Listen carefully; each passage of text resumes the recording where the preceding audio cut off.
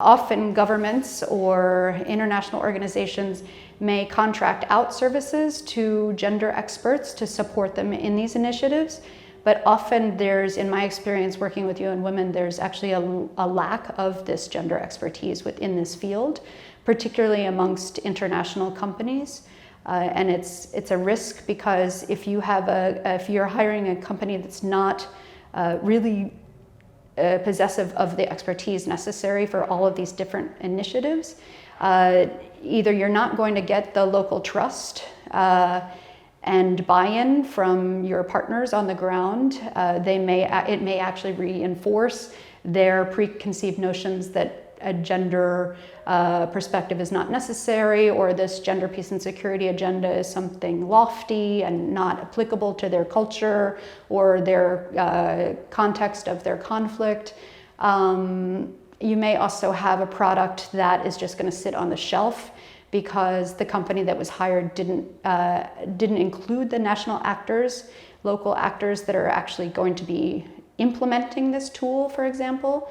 So there's a lot of risks in having this gap right now of not having companies with this type of expertise. So in a way, Gender Associations is actually trying to fill this gap.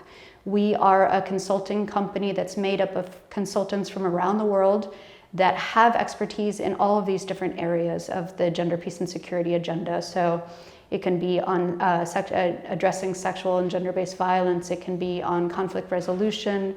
They may focus their work on integrating gender into policies, mainstreaming gender into policies within the security or defense sector, actually developing national action plans, developing monitoring and evaluation plans. So these are all important steps that need to be taken in order to really have an effective, for example, national action plan on 1325 and actually have it be implementable in the country.